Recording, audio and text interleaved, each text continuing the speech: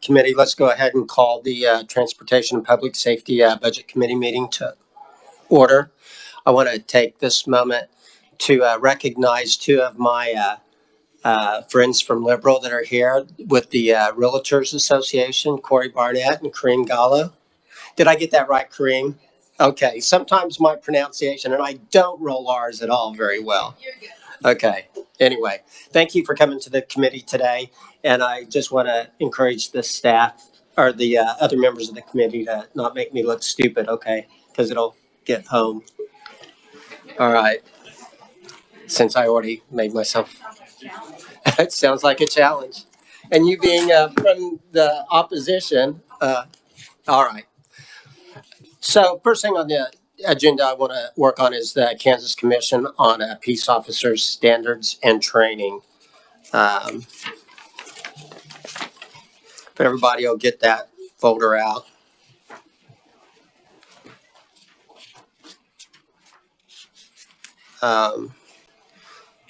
Looks like they started out with $872,816. They had some increases because of an overlap and filling a vacant position. They've got a supplemental for vehicles.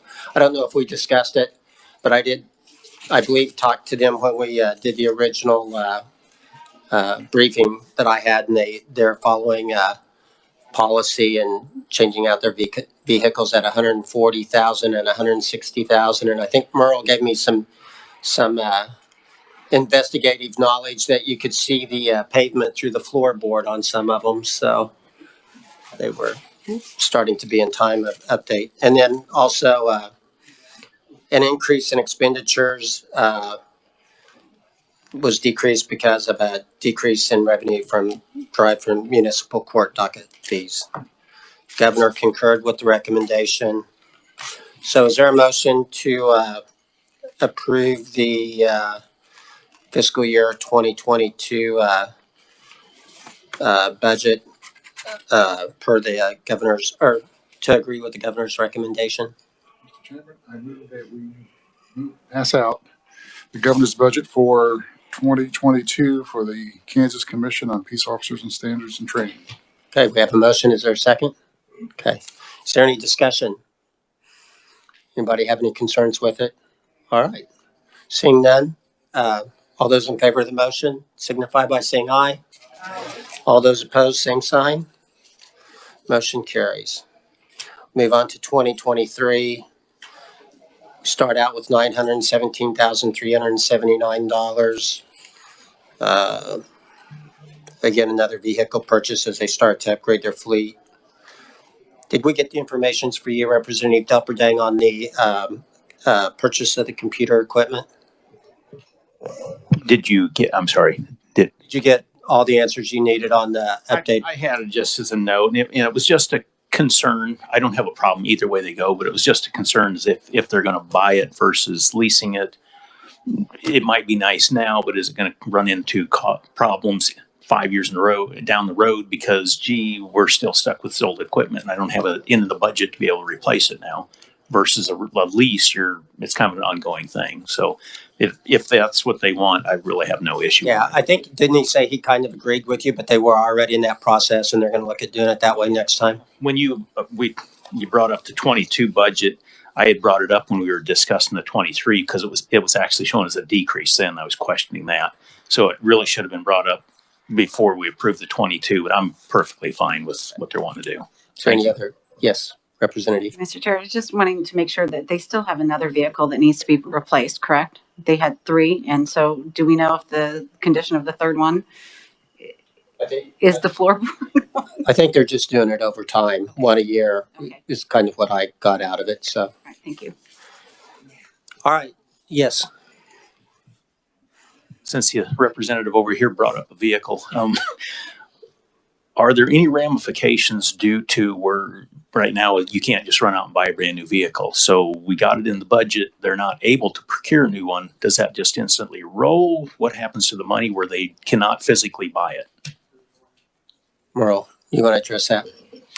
Yes, Mr. Chairman. So this is an agency primarily funded with special revenue funds. So for those agencies, it's essentially then they don't make that purchase, and that those funds go unspent in this fiscal year, just goes back into the balance of their special revenue fund. And would it be available and would be requested as a revised estimate next year when they come before the committee again? So they'd have to do a separate request next year then to use it. Yeah, so you'll see since you've approved, since this would be approving the funds as part of the revised estimate in FY22, if they're unable to purchase, that purchase just simply would not occur, and that would end up as an unspent balance, an additional unspent balance in their fund. For FY23, if they wanted to purchase 2 vehicles in that year, perhaps, then you would see them before this committee when they say, "Here is my FY23 revised estimate. We need 2 vehicles now instead of 1 because we couldn't get one last year." Any other questions? Yes, Representative Weigel.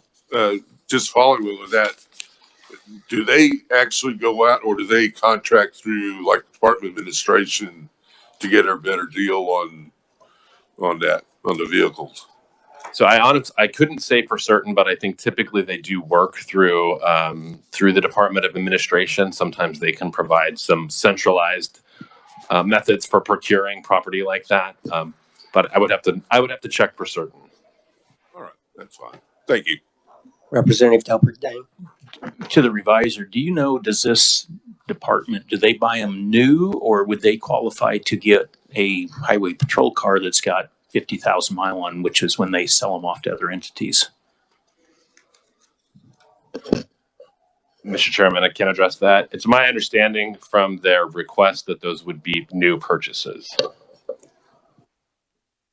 Okay. Any other comments? All right. Is there a motion to approve the 2023 budget per the governor's recommendation? So moved. Is there a second? Okay.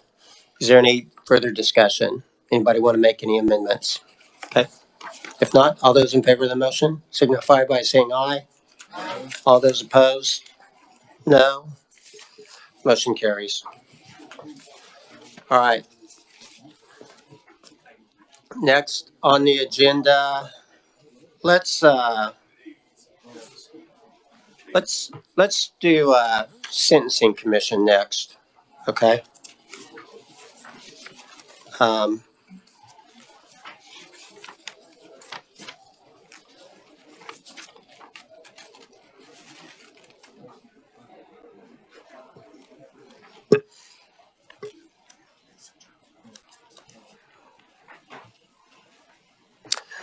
So with the sentencing commission for 2022, there was the lapse of the SGF appropriation, and again the salary adjustment. The initial phase of it was withdrawn from their proposal.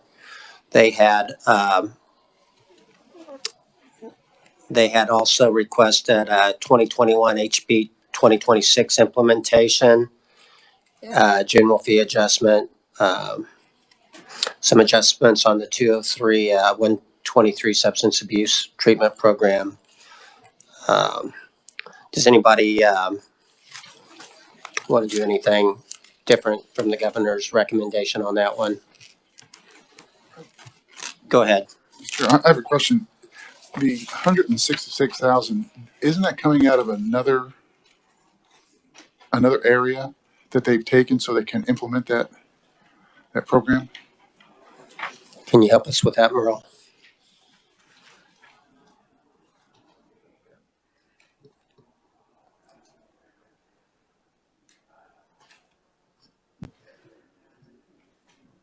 That's correct, Mr. Chairman.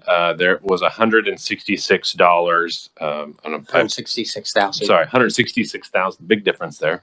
166,471 that the agency had requested for implementation of 2021 HB 2026, and that would come from reappropriated funds. So there was a total of 3.8 million. I'm going to say this wrong. There was a total of a total of 3.8 million that reappropriated. The governor's recommendation would lapse the majority of that 3.8 million, but would leave essentially that 166,471 to support implementation in FY 2021. In FY 2021. In FY 23, the agency asked for an enhancement of about $700,000, and the governor did not recommend that. So they are repurposing reappropriated funds in 21 to support the implementation, but the additional funds are not available to continue that implementation in 22. And if you will remember that the executive director did mention in here that the interest in that program had not achieved a level it's less than they expected at this point. Okay. Is there a motion to approve the fiscal year 2022 budget and concur with the governor's recommendation? I move. Okay. Is there a second? Motion by Representative Resman, second by Representative Poskin. So we'll move on to the fiscal year 2023 budget. In the governor's recommendation, she did recommend the enhancement modification for the salary adjustment plan. And then she did not recommend adding the $764,293 SGF to sustain implementation of 2021 HB 2026.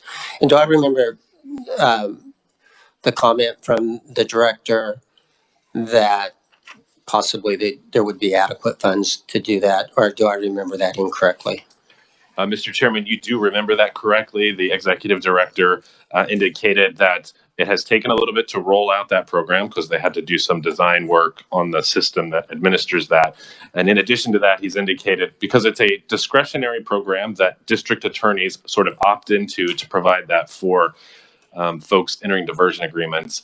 He's indicated it has not. They have not had significant demand at this point, and that they feel they have adequate funds available currently without this enhancement. Okay. Yes, Representative Delperdane. Okay. I had made a note that I think it was during testimony last year, we had HB 2026, and it was for substance abuse treatment. It would pass last year, but no money was allocated. So does it get covered in this budget this year or next year? Yes, Mr. Chairman, Representative. Yes, that is the bill that we're talking about, or that they were just discussing, is 2021 HB 2026. That was the bill that was passed last year that allows offenders that enter into diversion agreements, allows them to receive substance abuse treatment. Passed. There was not the funding provided last year. So these amounts that we've just been talking about is essentially the agency requesting those fundings. Thank you. I'd heard of referring to it as that, and I was like, yeah, I just wanted to make sure. So thank you. Yeah. Now, this committee is one of those items as far as the enhancement modification for the salaries. They're being pulled out of all of the budgets pending when appropriations works the 5% global increase that the governor has recommended.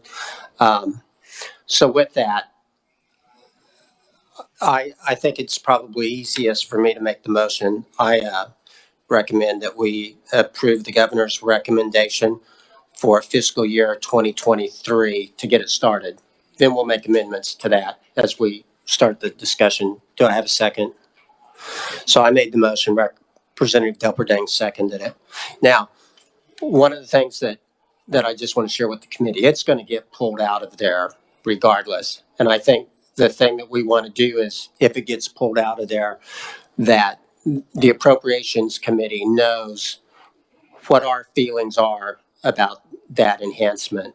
Do we support this enhancement? Do we support this enhancement with the director only getting the 5% from in the governor's global? And I'm just really asking the will of the committee. I very much know that we need to pull it out and have a comment. And maybe we just want the staff to get a 5% across the board raise like everybody else in state government is. So I think those are our three options. Our three options are we pull it out and we make no statement. We pull it out and say we support the salary study, or we support the governor's recommendation of the salary study, and that the executive director is only qualifies for a 5% raise as part of the global increase.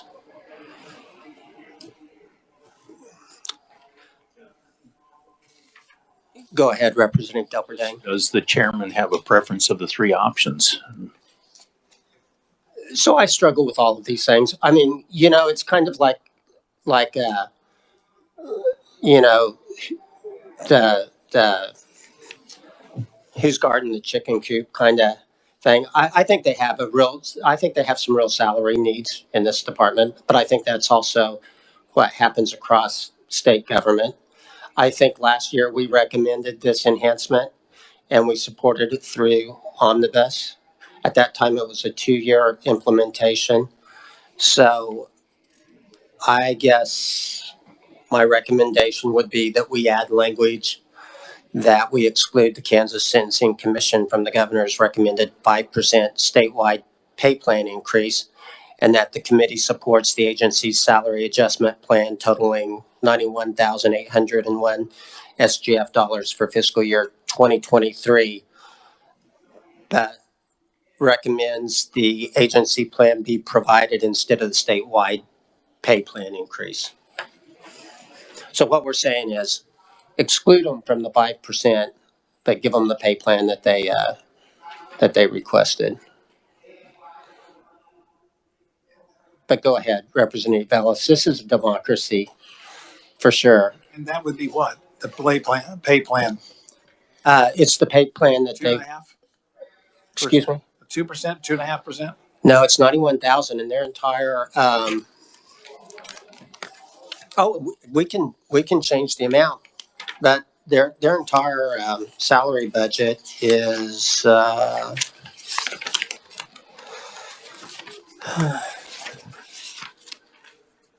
where is it, Merle? Have you found it? I'm looking for it.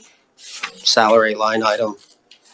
It's their salary and wage budget for fiscal year 2021 was 840,000. So 91,000 is about 11-12%. 91,000 on 84 would be maybe 11%. I mean, if you want to come back with a different number, I mean,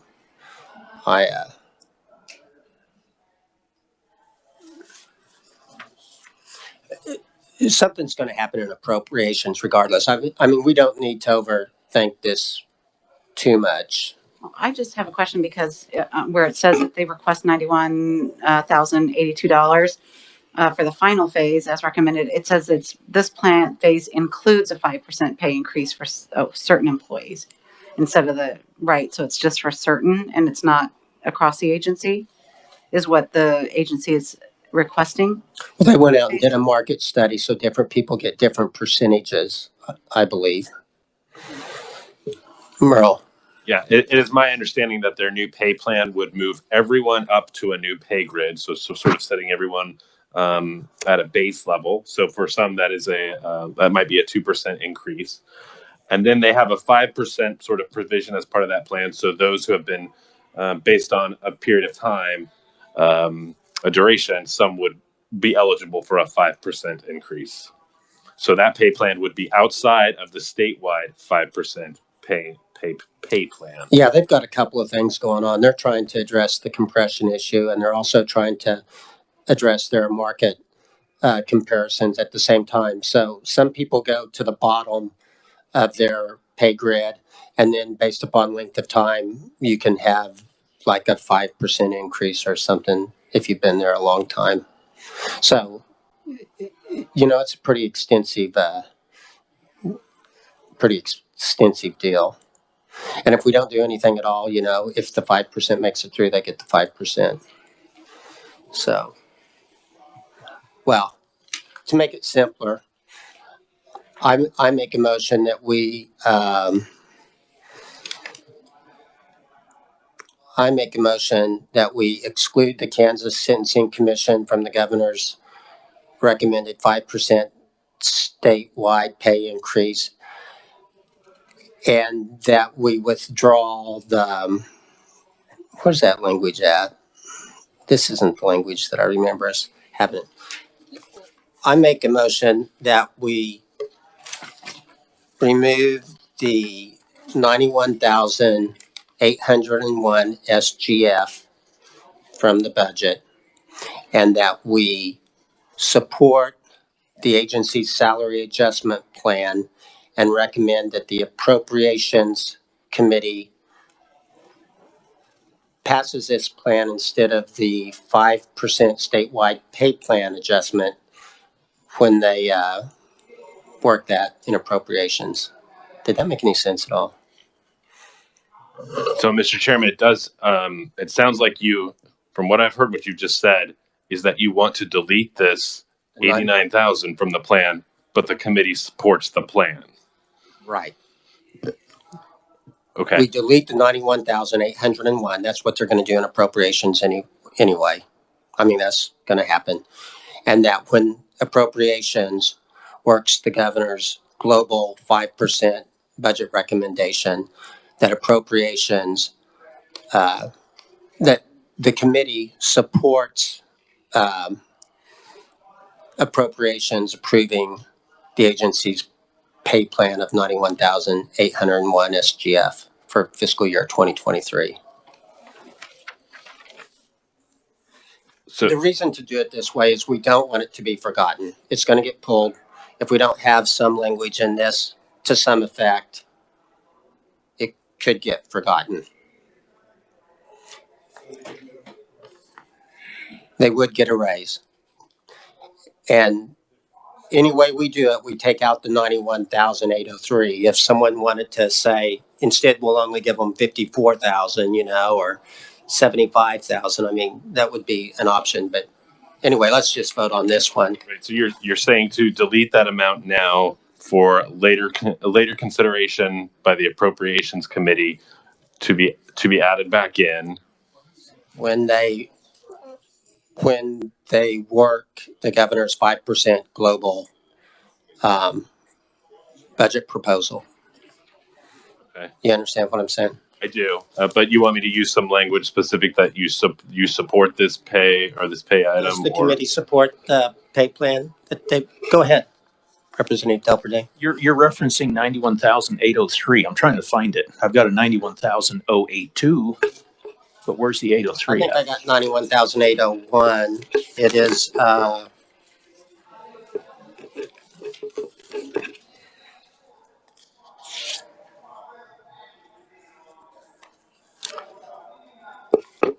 we gotta get to the right year. Yeah, it's 91,082. I'm sorry. Thank you. Yeah, Thank you. it was Merle's fault. I wrote that wrong. I should have done my own work, Anyway, okay. Yeah, you're right. 91,082. Thank you. No, I was wrong. Should have done my own work. You were right. Okay. Does everybody understand what we're working on? Not exactly. Okay. So we're not just recommending their enhancement plan because we're taking out the 91,082?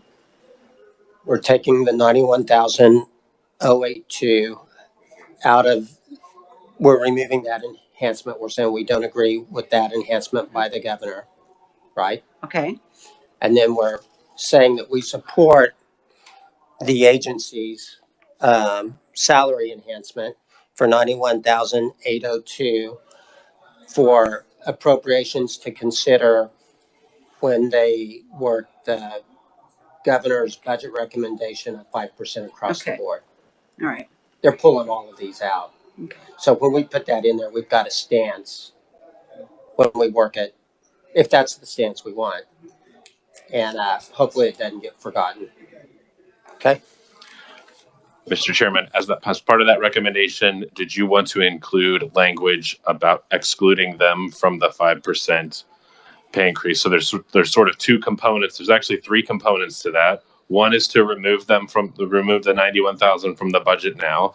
Item 2 would be to ask the Appropriations Committee to consider restoring this when they review the 5% statewide budget.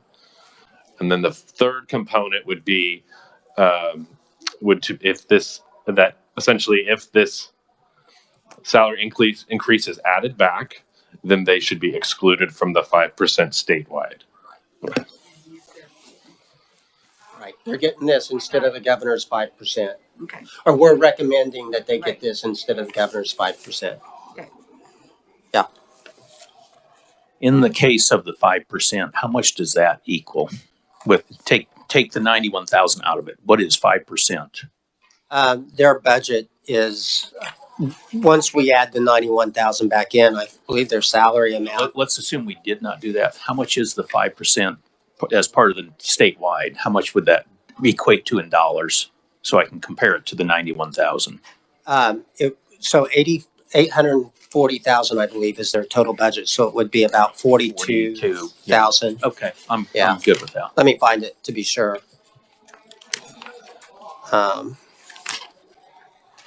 It's 800. Their actual for 2021 was 839,840. So it'd be about 42,000. Okay. Does everybody understand what we're doing here? Yeah. All right.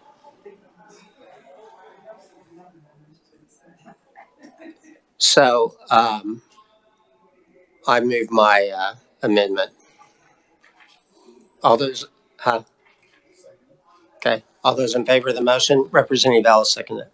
All those in favor of the motion, aye. Aye. All those opposed, no. Motion carries. All right. Does anybody else have any other adjustments they want to make to the governor's recommendation? If not, is there a motion to approve the governor's recommendation for 2023 as amended?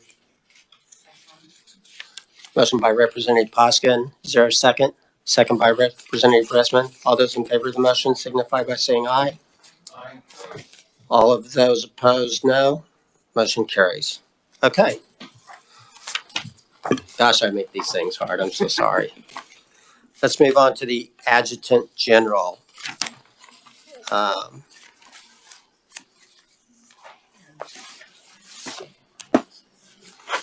Kind of a long, a big budget. I agreed, though, in theory, with almost everything the agency wanted to do and the governor's recommendations. I personally did. Excuse me? Well, so for fiscal year 2023, I want to get some of that language in there where we're setting it up for them to be successful and when they make their recommendations to the Spark Advisory Panel. And that'll be the purpose of those. So there's some of those projects where we'll yank them out, but that'll be 2023. So is there a motion to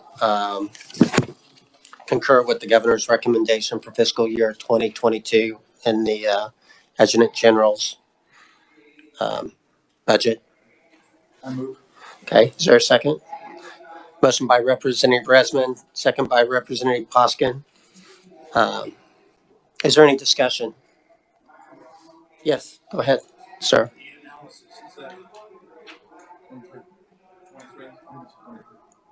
Okay. The analysis, tell me what the analysis is. That to do with the Fusion Center? Yeah.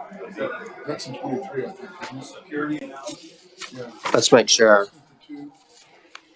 And then government didn't recommend either one, but they said they could. I thought the governor gave one. Did she give one? Yeah, I think she cut the, That's in 23, right? yes. Let's make sure we're right. That is correct, Mr. Chairman. If you look on page 16, you'll see request number 8, the Kansas Intelligence Fusion Center position. They did request 2 positions, requested funding and 2 FTE. The governor recommended funding for 1 FTE position. For a intelligence analyst, in response to threats to agricultural infrastructures. Okay, so that's in 2023, and we'll address that then. Anything else for 2022? All right. Seeing no further discussion, all those in favor of the motion signify by saying aye. Aye. All those opposed, no. Motion carries. Now let's move on to 2023. Let's get the original motion out of the way. We need a motion that the committee concurs with the governor's recommendation for fiscal year 2023. Is there a motion? So moved. In a second? Motion by Representative Poskins, second by Representative Resman. Excuse me? No. Now we'll open up for amendments. Yeah. So what were your thoughts on the second fusion employee? They think there's a need. I talked to several of the other people, and they said yes, it was needed. Okay. So you'd like to make a motion that we fund two positions for the fusion center, and we would add approximately 100,000 to. Do you know if was that the cost of that position? Is it shared? Is it a shared position, or is it? Is there partial federal funding on that? That is all SGF for those two positions. So it'll all be SGF. All right. So we have a motion by Representative Ellis. Is there a second? Second by Representative Resman. Is there any discussion? I think it's very important. I think the needs assessment, all the different dangers. As I was talking to several people who say small aircraft or truck mom, they probably can do, except a 747, no. Okay. And several needs assessments, like people taking the disease out of there, several things they need to work with, and connections with the FBI, CIA, and Homeland Security, make those connections. Okay. Yes. Go ahead, Representative Resman. Sure. I agree, because I believe this facility originally was on an island in New York, and now it's on the mainland where, it's accessible by foot. So I think it's kind of a necessity to ensure that whatever they're working on in this facility, which is probably very dangerous viruses, that we make sure that something gets out. We have some idea what's happening. If something like that escapes central United States, cattle herds, sheep, hogs would be in danger. I know Representative Ellis is concerned about his cattle. So. Okay. Yeah. Any other discussion? Okay. If not, all those in favor of the motion signify by saying aye. Aye. All those opposed, no. Motion carries. All right. I had some conversations with the National Guard just to make sure that we're not impeding progress on a couple of projects. So these items have been vetted with them, and what we're doing again is trying to give them every opportunity to get this through Spark. If it doesn't make it through Spark, then we're recommending that we review this deletion at omnibus. I think we should probably add some language in there, if the committee wants to, that we support this funding request at omnibus rather than just review. That may be a little bit more pertinent. So my first motion would be to delete 20.1 million SGF for the state defense building remodel, pending the outcome of the agency's request for funding from the American Rescue Plan Act Fund through the Spark Executive Committee for fiscal year 2023. And we support the funding and review this deletion at omnibus. This committee supports this funding. So that's my motion. Is there a second? Second by Representative Resman. Does everybody understand what we're doing here? So, just to clarify, Mr. Chairman, sure. when you say we support, you're saying you would support SGF funding for this if the federal funding is not available? That's right. Okay. That's right. We just want it to be clear that, that, that the emergency management KDM, I think we've all seen how important they are to the state of Kansas over the last 4 or 5 years. I know I have. And this will upgrade their facilities. And it's a good one-time expenditure of funds, especially if we can get it done through ARPA funds. So, everybody clear? All right. All those in favor of the motion, say aye. All those opposed, no. Motion carries. The same thing, I want to do the same thing with the Hayes Armory. Again, we're pushing that. We're going to say that we support it being funded out of SGF. I talked to her today, and, well, I believe that it didn't make the TAC program this year, so they're concerned that it could be 6 to 8 years out if we don't get it done this year. So we're going to make this a priority to get it through ARPA, and if not, we're going to push to get it through SGF. And then also, so what I want to say is we delete 18.1 million SGF for a new Hayes Armory, pending outcome of the agency's request for funding from the American Rescue Plan Act Fund through the Spark Executive Committee for fiscal year 2023, and review this deletion at omnibus if they don't receive Spark funding. This expenditure includes the purchase of land and construction. And then I want to add another line to this, Merle, that says something. Not only is this facility functionally obsolete, but that its location in a floodplain increases the urgency of this upgrade. We've got a lot of outdated armories across the state, but they're not all in floodplains. So that would be my motion. Is there a second? Second by Representative Poskin. Any other discussion? Go ahead, Representative. Just general comments. So we're going to remove it from the budget that goes to approps. What's the separation in time between when approps approves or disapproves versus the omnibus? And what kind of documentation to make sure we get it put back into the omnibus? Well, this language will highlight it for staff to consider an omnibus. What we're really doing is setting it out there. We don't want to give them 18.1 million if they get it through ARPA. I understand. And so we're also, if we withdraw it from SGF, it would increase the urgency. I hate to say that. Right. It makes it more urgent for them to fund it through. I've seen Sparks. it before, and I don't want to be sitting at omnibus time and saying, oops, we forgot. I want to make sure it's in there.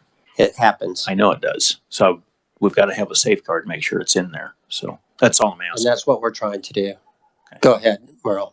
Yeah, Mr. Chairman, your language of reviewing this at an omnibus is a helpful tool for us to basically flag it for an item to be discussed at omnibus. There is some timing there. It's difficult to determine when the Spark committee will make its recommendations. Could happen by March, could happen within the next couple of weeks. It could not happen for some time, but essentially I interpret this recommendation to mean that if something has not happened by omnibus, then this committee is pulling this aside for reconsideration. It's essentially a stopgap measure. And omnibus starts April 25th. So, okay. Any other discussion? If not, all those in favor of the motion signify by saying aye. Aye.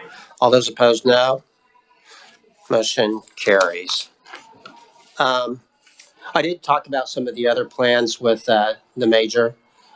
These are the ones that are important. One of the things that we did have a discussion about was the deferred maintenance of 35.8 million. Really, the most important thing in the agency's mind is that we, as a legislature, try to make sure that they can start to address that on an annual basis. One of the reasons that we're not real crazy about running that through ARPA is we receive federal match for those funds on an annual ongoing basis. Federal government will only allocate so many dollars. That a similar thought process is where I kind of struggle with the Hayes thing, just to be honest, because if we get it in the process and we hit it at the right time, we can have federal match for a large percentage of that deal. But it's, after talking with the agency, it's years down the road before it'll move far enough up the priority list to get any funding. So, okay. So with that, I really don't have any other amendments to the National Guard budget that I feel like need to be considered at this time. Does anybody else? Okay. If not, we need a motion to approve the Adjutant General's budget for fiscal year 2023 as amended. Is there a motion? Okay, is there a second? Motion is by Representative Poskin, second is by Representative Delperdang. We'll give him a little notoriety in the forever. Okay. All those in favor of the motion signify by saying aye. Aye. All those opposed, same sign. Motion carries. Next, we'll move on to the Kansas Bureau of Investigation.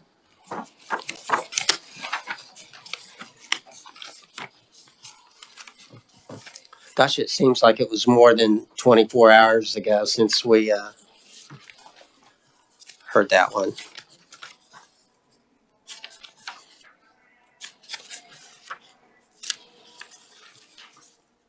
And we do have Director Thompson in the audience if we need any clarification of anything. So to begin the discussion, I would ask for a motion to approve the governor's recommendation for fiscal year 2022 for the Kansas Bureau of Investigation. Is there a motion? Motion by Representative Resman. Is there a second? Second by Representative Ellis. All right. If I remember correctly, if we can get a head nod, the primary difference in concerns between the governor's budget recommendation and the agency's request is the salary enhancements for fiscal year 2023. Is that correct, Director? I'm sorry, I'm having a little trouble hearing with the background. We do that on purpose. That way we can talk about you. So if I understood your question correctly, the only difference is the free salary package in our proposal versus the government. Okay. So let's get the 2022 out of the way, and then let's handle the salary enhancements in 2023. Is that all right with the committee? All right. I mean, by the time we get the budget passed, it's going to be 2023 anyway. So is there any further discussion on the fiscal year 2022 budget? If not, all those in favor of concurring with the governor's recommendation for fiscal year 2022 signify by saying aye. Aye. All those opposed, no. Motion carries. Okay. So now we go to fiscal year 2023, and we have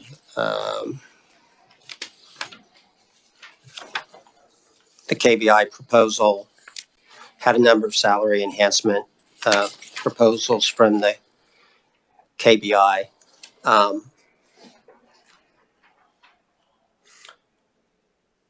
And none of these are in the base budget. So first off, let's make a recommendation to approve the fiscal year 2023, to concur with the governor's recommendation for fiscal year 2023 for the KBI.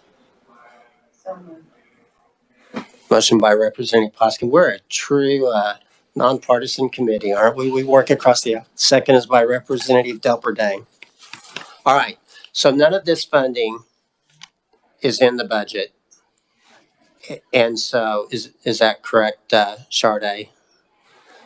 So if we want to do anything with any of these salary enhancement packages what we want to make our motion is that apart from the governor's recommended 5% statewide pay plan, that we support whatever enhancements we want to support. You know, and I'm speaking for myself, I think the most important one, we're going to have a heck of a problem in appropriations as we work with the governor's 5% global adjustment. You know, everybody we look at is wanting 10, 12, 15%. And at some point, it just collapses on itself and we lose support for everything and we just give everybody 5%. And that's one of my major concerns as we deal with this. I want to try as much as I can to take care of the most serious issues in state government. And I'm just being honest because we're not going to be able to take care of all of them. And we haven't even seen the corrections budget that we're going to get started on pretty soon. It's just jaw dropping. So I guess my preference is, and I've had some conversations with different individuals, is that we support 5% statewide pay increase for the KBI employees, with the exception of the commissioned personnel. And for them, we support when appropriations considers the 5% statewide pay plan, that instead the KBI enhancement package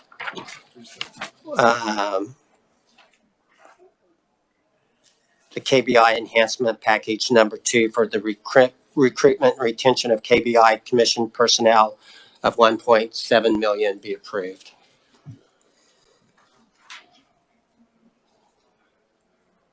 I would make that motion.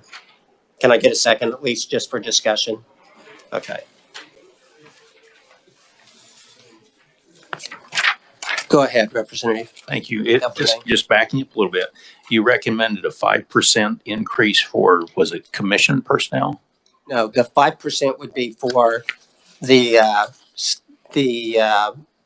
professional staff and the forensic laboratory staff. Because and you can stop me if it's not the appropriate time.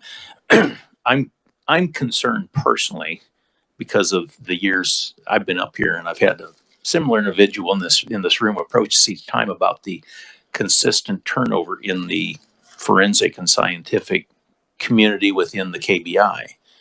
And I think you and I briefly talked about this the other day too. But so I've got a little focus there, and I want to make sure we're helping to possibly start working toward getting that stopped. And I'm not convinced just a 5% for these guys is going to do it. But I'm not sure what the answer is. I know we were presented with 947,000 specific on that department. So I'd love to have 11%. Yeah, if we could get a little discussion there, I would appreciate it.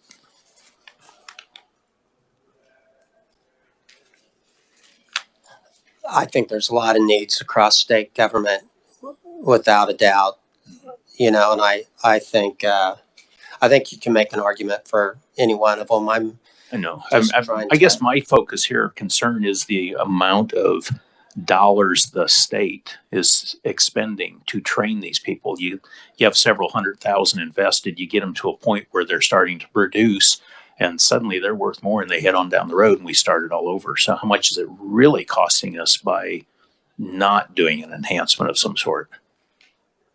And I think the reason why I selected this one to be the priority for the committee was I was looking at the comparative pay of the KBI versus the companies that they have to recruit against, as far as Lennox is at 61, their starting pay is at 53. Johnson County 66, Topeka 60. And I was taking that into account. And then also, if you remember when I talked with the agency, well, they do have some vacancies in the forensic staff. You know, they had one vacancy out of 16 of their level 2 staff. They had 4 out of 14, which is kind of a problem. I mean, I agree with that. And then 4 out of 14, I'm sorry, for the level 1, and then 5 out of 42 for the level 3. So around a 9 or 10%. I don't know. It was kind of I feel like all I do is go to appropriations and ask for wages. It'd be real easy for me to just say, let's do 5% across the board on this one, since it didn't make it anywhere. But I'll tell you what, let's do. Let's change the language on my first motion, and then we can go on. Let me amend my motion to say that we approve enhancement package. We encourage the appropriations committee to approve enhancement package number 2 for the recruitment and retention of KBI commission personnel. For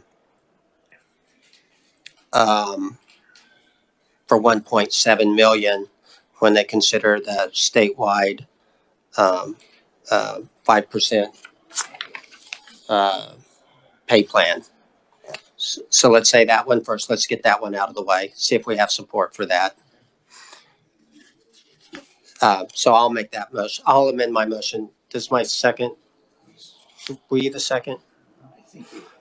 Will you allow me? Are you? Yes. Okay. All right. So I think Representative Delperdang may want to come forward with the motion. I want them to stand separate because, well, if one gets killed, if it looks like both are going down, I want to be able to grab on to the one that I think I can promote the easiest. So, I mean, that's the real reason I want them to go separate. So right now, all we're doing is the commission personnel approving their, recommending to appropriations that they approve that pay package.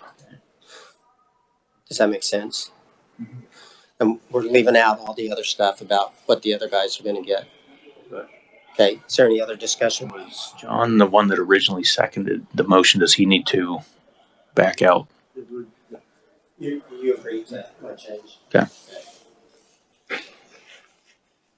Is there any other discussion on my motion? Are we going a little too fast for everybody? I'm sorry. Okay. All those in favor of my motion signify by saying aye. Aye. All those opposed, no. All right. Now we can talk about the forensics. Would you like to make a motion, Representative Delperdang? Or I'd love to. Well, do we need any more discussion before I make a motion on it? I mean, or do I just make the motion that the agency requested $947,050 SGF to improve the recruitment and retention of the forensic scientists for 2023? Okay. We have a motion. Is there a second? Second is by Representative Poskin. And I think we know all of the issues. Does anybody need any further discussion? Oh, Sade, go ahead. Are you adding the language or saying that you approve the enhancement and encourage appropriations to approve it? I don't necessarily need the language. I approve the $947,050. We want to recommend appropriations to approve the $943,000 because they're going to yank it out. We don't want to add the dollars to SGF at this time. Okay. And I didn't either. I mean, I didn't. Gotcha. We want to recommend that they add it. Okay. Any other discussion? If not, all those in favor? Oh, go ahead, Representative. I just wanted to point out one thing. You know, if an agent, an investigator would leave the KBI and go to work for like the sheriff's office in Johnson County, they wouldn't wind up in investigations there. They would wind up in the jail just like anybody else. So the incentive for them to go there is not as great as a forensic scientist that would go from their lab right to our lab and just continue on. So there's, because I kind of think that, I've said this before, that agencies will poach, and I did it for 10 years when I sat on a hiring board. So, and I know forensic scientists are a high commodity and don't have a problem, Okay. stealing them. Other comments? Okay. If not, all those in favor of the motion signify by saying aye. All those opposed, no. Motion carries. Now, what do we want to do about the professional staff?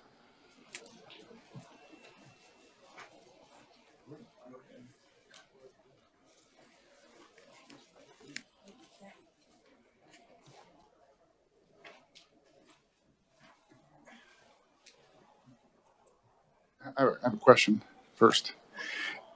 Did I remember from the testimony was that we have people at a higher pay rate now doing the work of somebody that is at a lower pay rate or a different job? Let's see if the agency can respond to that. Director Thompson, I know it's hard to hear back there. Can you go ahead and ask the director again, Representative Resman? I think during your testimony you gave the other day, that's some of the professional staff, they're now doing some of the work that somebody else should be doing at a lower rate of pay. So they're not only doing their job, they're doing somebody else's job. If I understood that right. I think what my intent was to convey that without professional staff, without their work, somebody still has to do that. So usually that rolls uphill to either a forensic scientist or an agent or someone to do that. It's much more efficient to do that work at the level of professional staff. And even budget wise too. and even budget wise,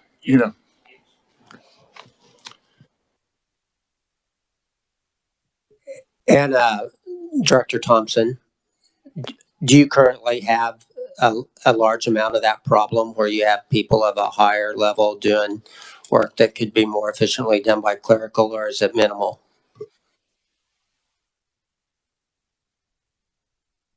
That particular issue is minimal at this point because we are just creating backlogs. So instead of pulling somebody in from a different level to do the work, we are creating backlogs and getting record information into our systems, those kinds of things. So that's how we've chosen to handle it at this point in time. Go ahead, Representative Delperdang. If I could ask the director here, trying to wrap my head around the professional staff. I'm reading it. Is it IT people? It's what is the functions that typically fall into this category is what I'm after. We consider our professional staff to be our fiscal office, our human resources office, our legal office, our IT staff, where there's really significant problem.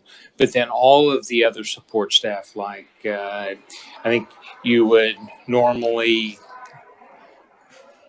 trying to think of some of the classifications, but like administrative assistants and those kinds of positions. Because what I don't want to do in that situation is put that type of a category possibly above where they would fall in for identical jobs elsewhere in the state, if that makes sense. And if I might for just a moment, that's what our concern is, because the things they have to go through to get into the agency because of the security clearances, if they are equal pay to other agencies that can hire them right away, then that creates the problem for us. Okay, thanks for the insight we there. look at this as a differential for the people who have to go through that process. Okay, thank you.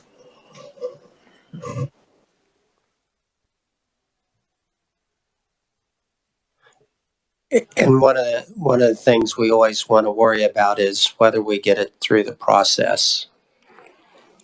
I mean, we can make all the statements we want out of this committee. Sometimes when we make a statement, sometimes we're not helping the process move along.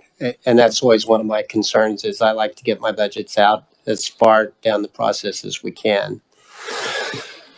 Go ahead, Representative. So back on that, the same category, I know the agency recommended 10% enhancement for them, but if because of the security, I'm assuming they're already maybe a little bit higher than other state positions that would be similar. No, the state has problems sometimes when people that do the same work get paid more in another agency than they do in one agency, and it probably creates some problems for other agencies. The question is, what would it be today before any of this takes effect? Are they currently equal to others or are they above?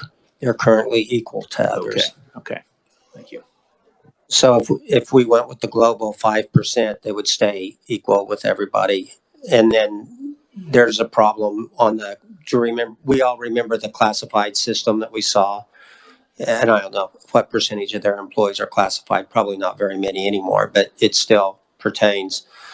So it creates a problem when they're supposed to be on pay grade 5, and I'm making the number up. Every one of them's on a pay grade 5 except in this agency, and they're on a pay grade 6. It creates some issues.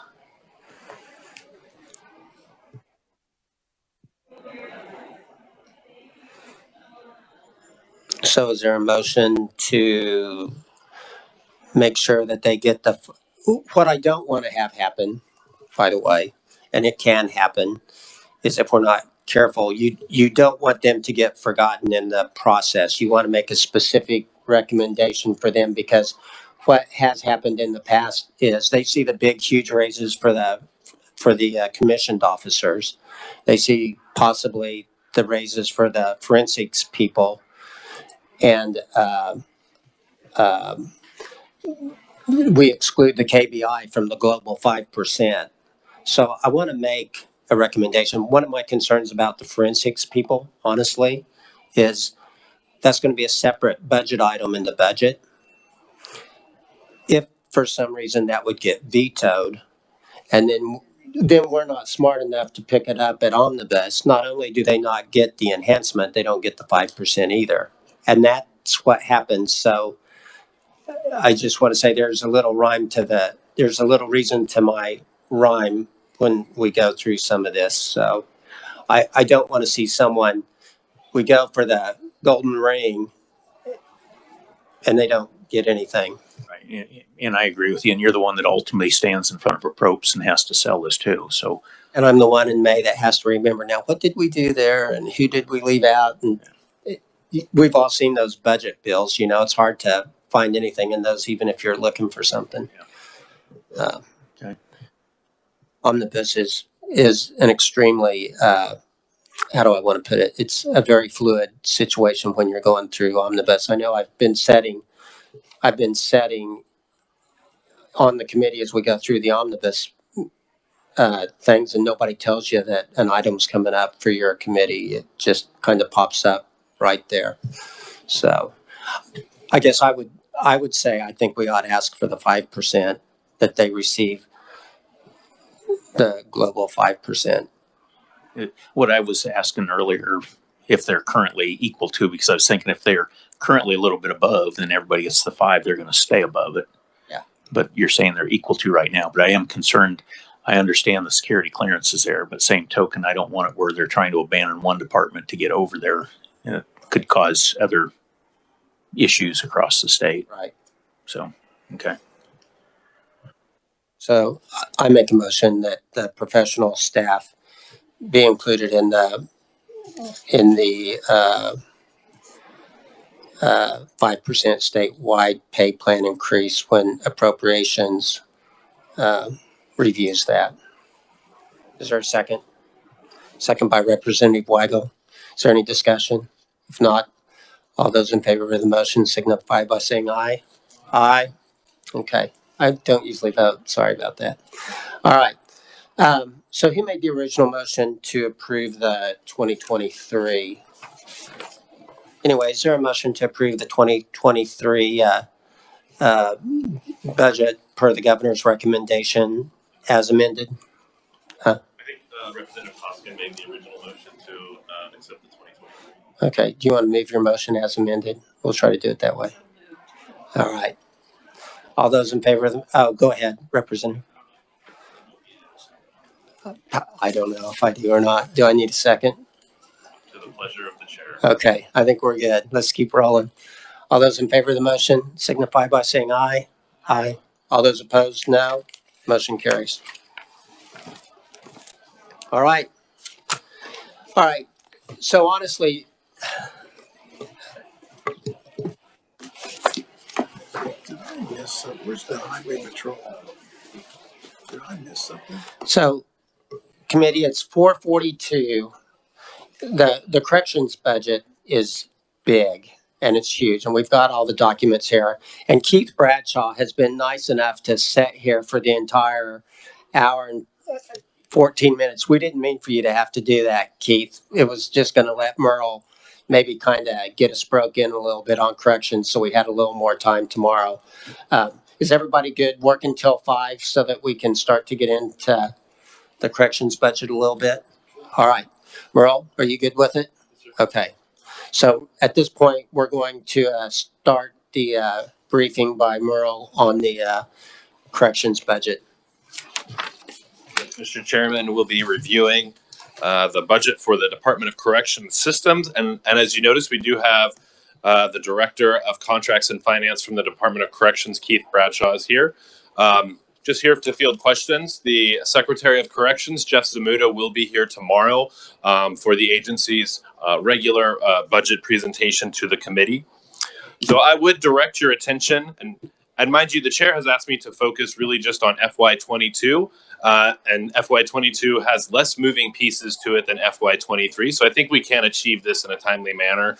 I'm going to be looking at the Department of Corrections budget analysis with the orange banner across the top representing public safety. So we'll just get right to it. Looking on page 1, just to review a little bit about the Department of Corrections. So what we're going to call this is the Department of Corrections System. So the Department of Corrections System is composed of the KDOC Central Office, 8 adult correctional facilities, 1 juvenile correctional facility, and a network of parole offices and local community corrections agencies. The system provides containment of the highest risk offenders and community supervision of those offenders serving on probation or parole.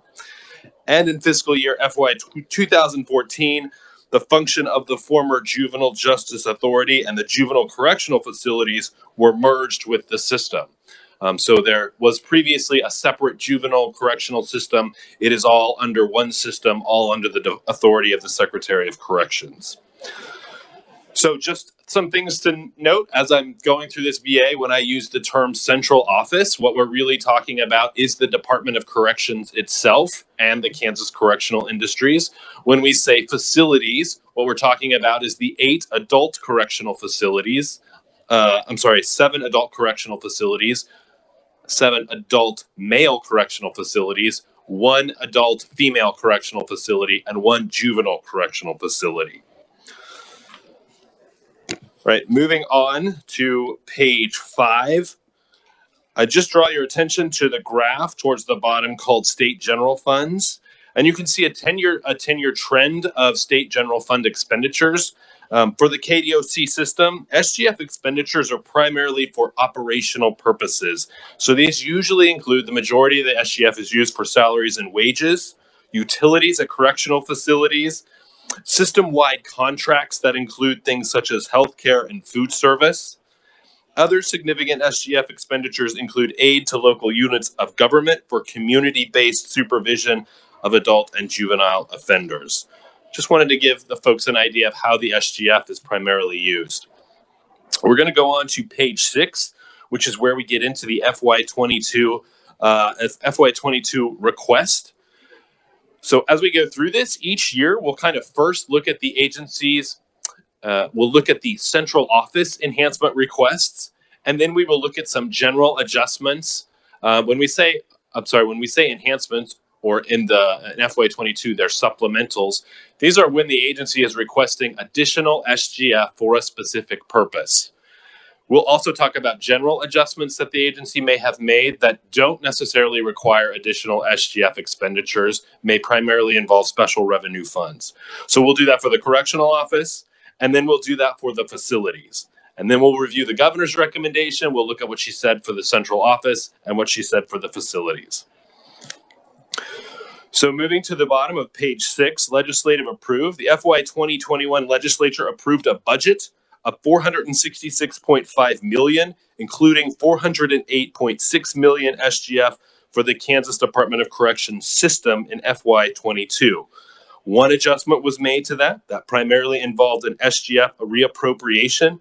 Agency received $35.9 million SGF that shifted from FY 21 to FY 22. So those were unexpended funds that primarily involved unexpended funds from the evidence-based juvenile programs account and unexpended funds for expansion projects at the Lansing Correctional Facility and the Winfield Correctional Facility. And we'll get a little bit more into those in a moment. Moving on to the bottom of page 6, the agencies request a revised estimate of $586.7 million, including $426 million SGF for the entire Kansas Department of Corrections system in FY 22. This is an all funds decrease of $15.8 million and an SGF decrease of $18.6 million below the FY 22 approved amount. So some of the adjustments involved that got them to that number. Looking at item 2, you'll see the central office had a supplemental request to replace revenue from inmate phone charges. Agency requests $747,651 SGF to offset revenue lost due to a Federal Communications Commission order limiting the charge for inmate phone calls to 14 cents per minute, which is 4 cents per minute below the agency's current rate.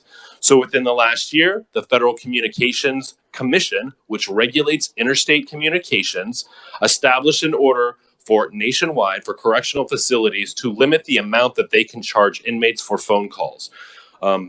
The commission indicates largely the purpose of this is that some correctional facilities charged significantly high amounts for their inmate phone calls. This was an effort to limit that.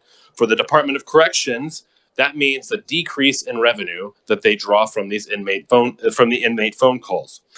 You will see an enhancement request in the next fiscal year. So this essentially provides the option, or I shouldn't say provide the option because it's a federal order to go down to 14 cents a minute. In FY 23, the agency proposes that the agency could go down to 7 cents a minute, which would result in some additional revenue loss. And we'll explain the logic to that in FY 23. Item number 3, central office requests a supplemental for a housing program. The agency requests $75,000 SGF to expand community-based housing for offenders with special needs upon reentry into society. The request includes a coordinator and temporary leased housing to provide stability for chronically homeless offenders and offenders with severe mental health issues. Item number 4, central office requests additional IT outreach staff. The agency requests $224,640 SGF for contracted information technology staff to provide outreach to community corrections agencies regarding Athena 2, a recently implemented case management system for offenders on parole and serving probation. So recently, the Department of Corrections updated what is essentially phase 1 of their case management system, a large data system. That Athena 1 is primarily used by community corrections agencies. So these are agencies out in the communities that provide supervision of those on parole and probation.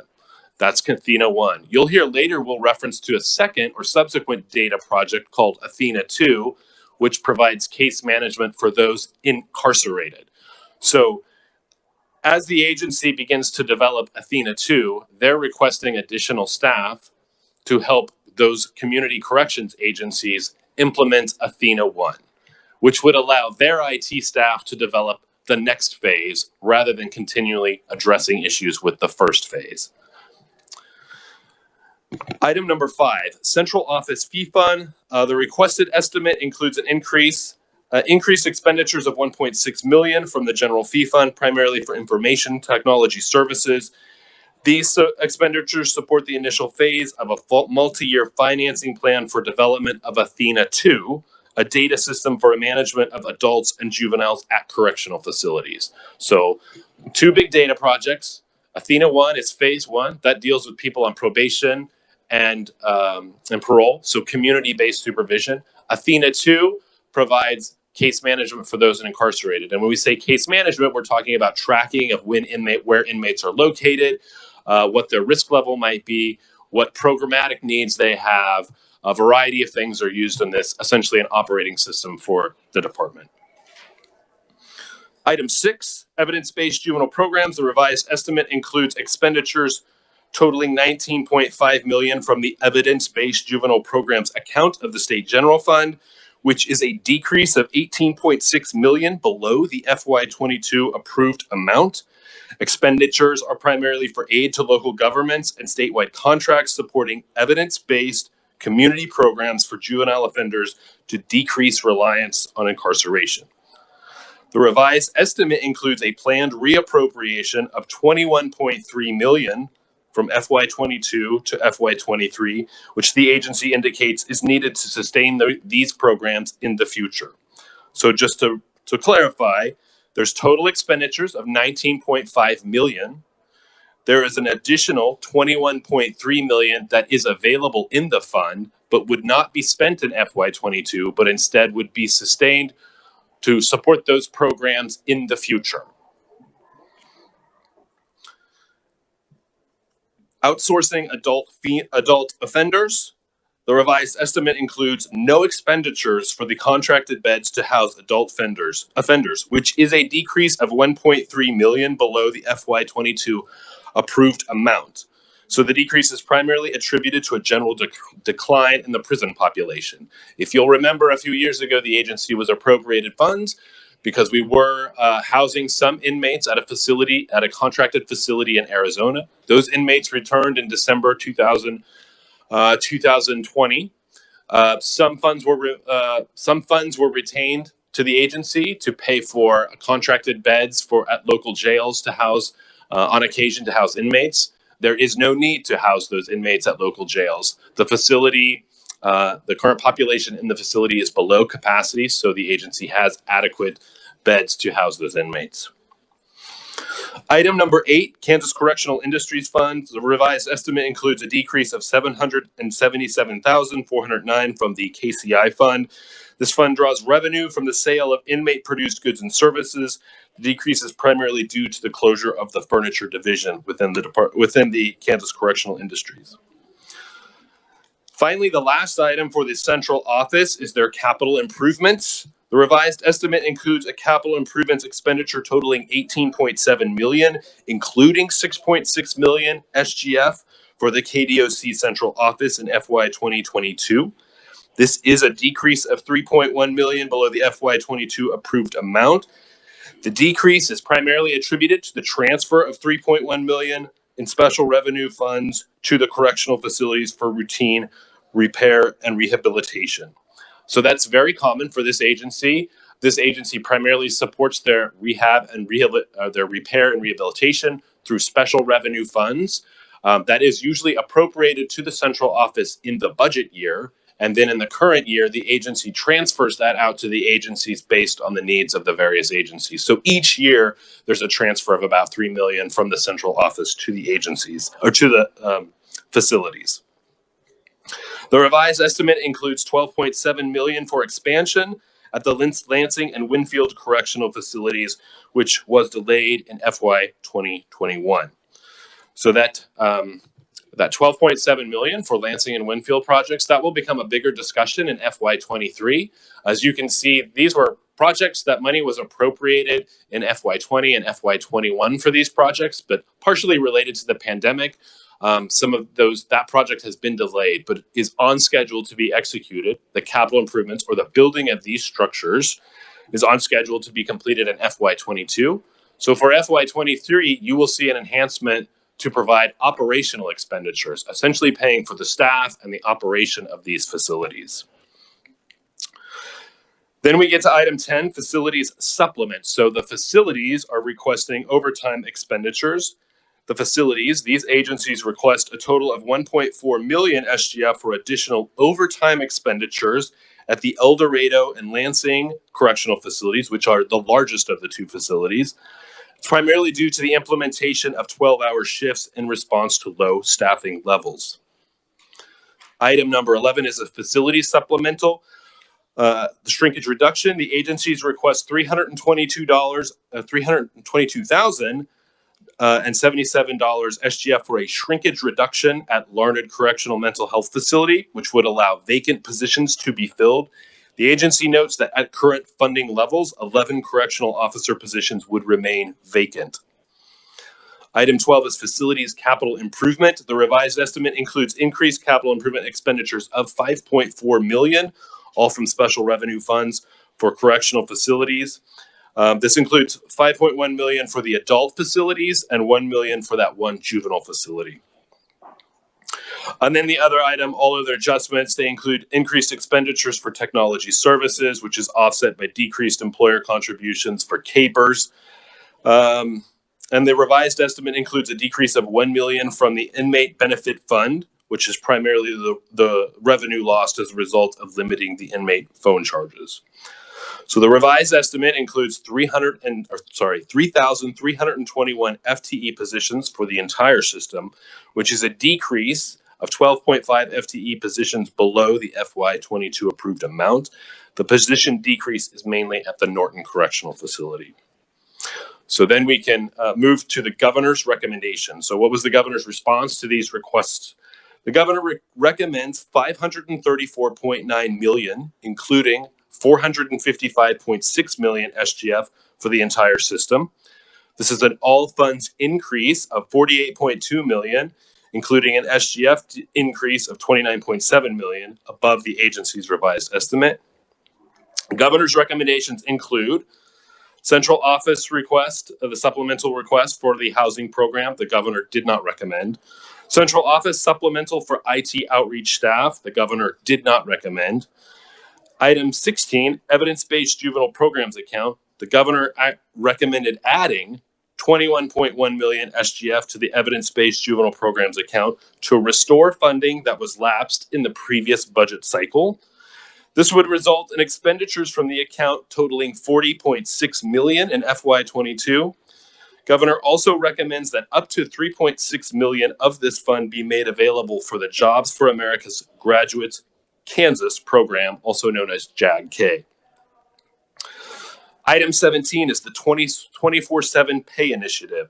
The governor recommends adding 18.6, all from the Federal American Rescue Plan Act fund in FY22 to implement the 24/7 pay initiative recommended by the Spark Task Force and approved by the State Finance Council.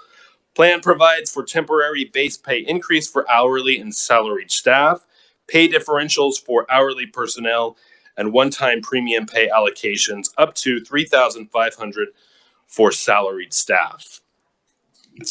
Also, item 18, community corrections. The governor recommends adding 2.6 million SGF for increased aid to local community corrections agencies for the purpose of salary increases. Item 19 is equipment. The governor recommends adding 1.4 million SGF for the purchase of safety and security equipment, which could involve Kevlar vests, or Kevlar helmets, stab vests, firearms, a variety of things used by correctional officers and staff at the facilities. Item 20, Pathways for Success. The governor recommends the addition of 6.7 million for the Pathways for Success initiative, which provides equipment and materials for education programs at correctional facilities. This is facilitated by community colleges and universities. This type of equipment includes virtual welders, commercial driver's license simulators, and mobile devices. Finally, on the facilities supplement for overtime. The governor did not recommend the supplement for overtime at El Dorado and Lansing. Item 22, the shrinkage. The governor does not recommend a supplemental to reduce shrinkage at Larned, which deletes 322,077 SGF from the FY22 agency request. So the governor's recommendation also includes 3,321 FTE positions, which is unchanged from the agency's revised estimate. I would refer you to,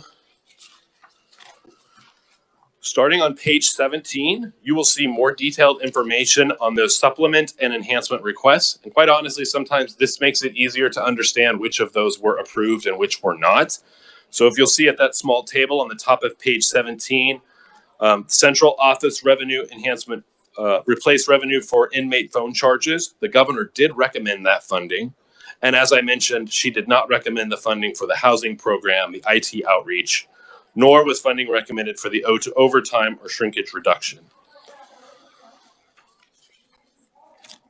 I would also refer you to page 27 under the special topics. It goes into a bit more detail on that evidence-based juvenile programs fund.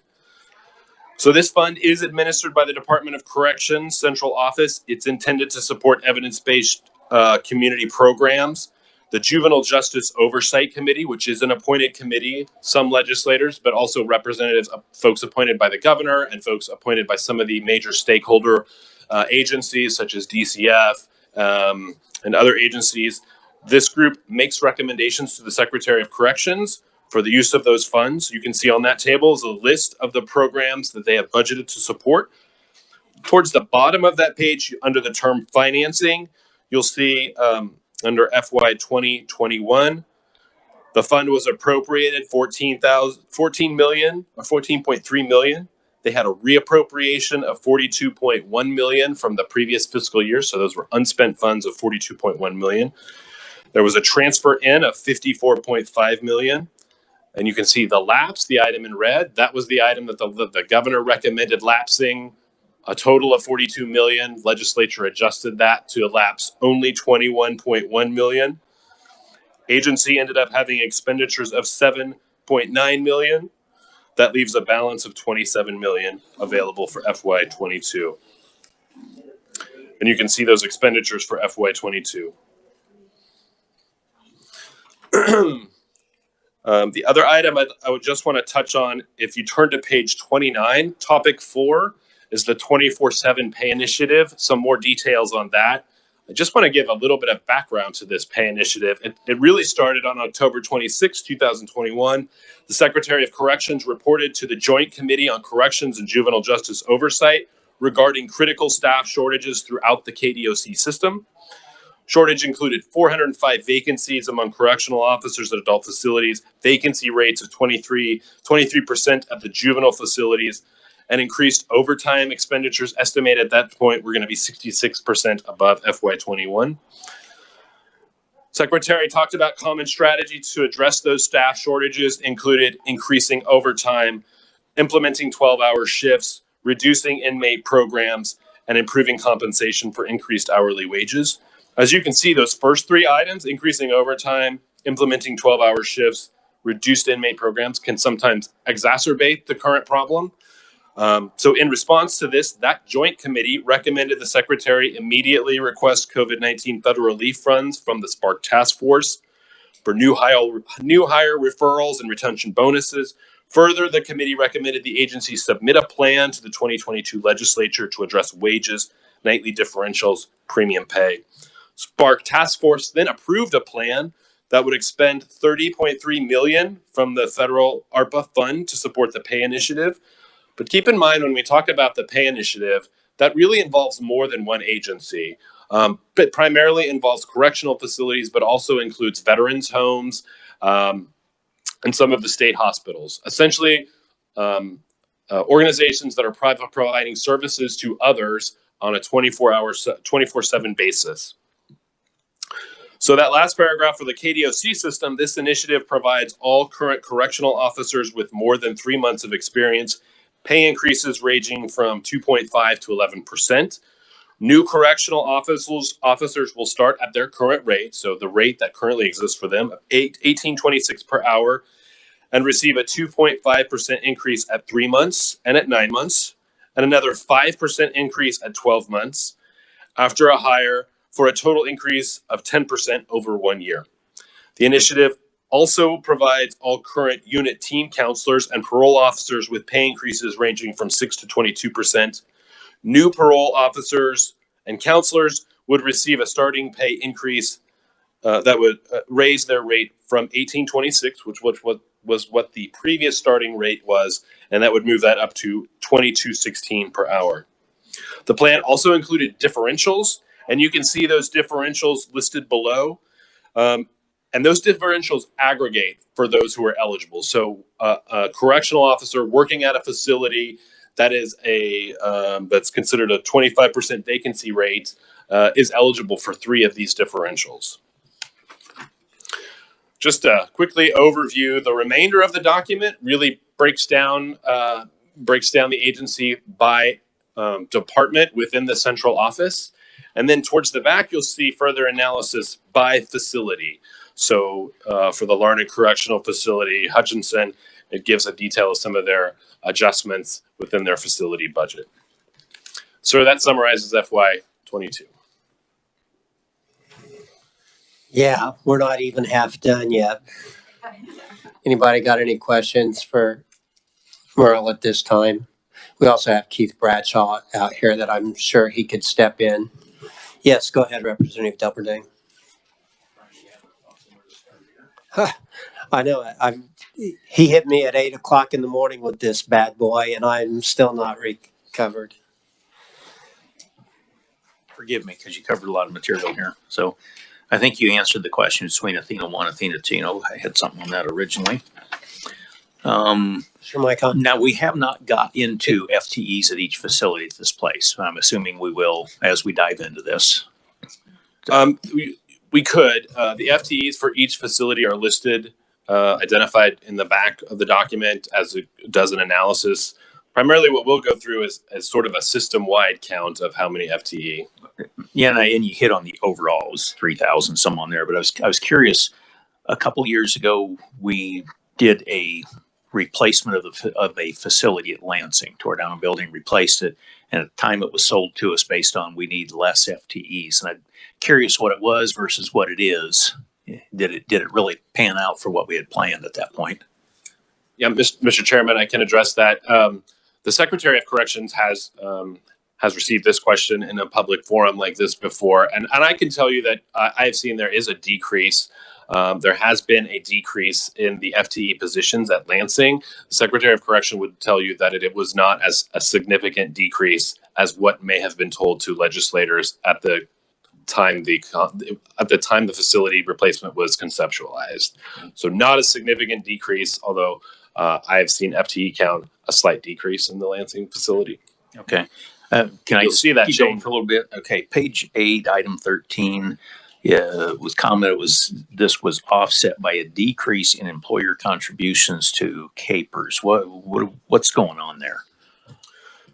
That's primarily related to some debt payment on those CAPERS pension bonds, which means that there is a decreased need for employer contributions. Okay, so we're not decreasing the employees' take on that. It's just we're not required to. Correct. We're not decreasing benefits to employees. It's just that the CAPERS is at a more advantageous position right now because of the payment of some of those bonds. Okay. If I could just step in, it's that $500 million bond that we did, and it's the savings from the 7 3/4 to the whatever amount that That's what I did, and it affected our unpaid actuarial liability. Isn't that correct, Merle? That's that is correct, and I will go with that. Okay. All that terminology. Thank you, Merle. On next page 9, number 21, the supplemental overtime. So if we're looking at 22 budgets, hasn't this overtime already been incurred and spent while the governor's saying she's not going to approve it? Am I missing something here? Yeah, so that is overtime that would have been accrued.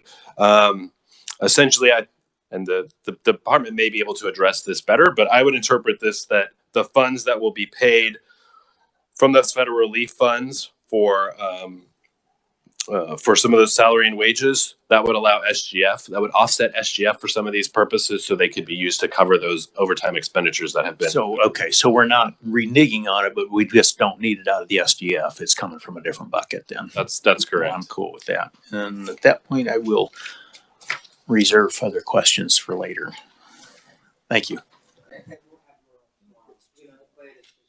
The plan is just to get through part of 2022 so we can start thinking this way. Other questions? Any other questions for Merle? Okay. Yeah. I promise I'll keep it short. I just didn't see it there. You'd briefly mentioned on, I think it was, you'd mentioned on Winfield, I believe, in here. Last year, they were doing some remodeling or upgrading of some buildings and facilities. Where does that stand? Is it done? Is it in progress? Is it, do we still have funds allocated for whatever's left out there?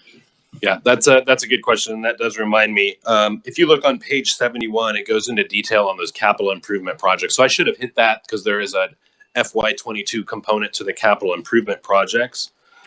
So on page 71, you will see that there is funds requested in FY22, 12.7 million for those two projects. So there has been money appropriated in the past. Those projects have not really moved forward in earnest for lots of reasons. Some construction concerns about construction costs, delays related to the pandemic. Agency anticipates to execute that in FY22.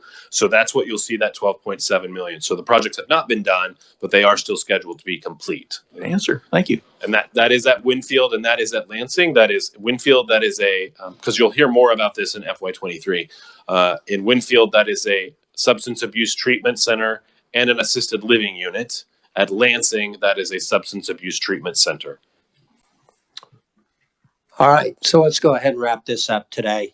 We'll start again on it tomorrow and get through that. I want to thank everybody for your hard work and effort today. And with that, we're adjourned. Thank you.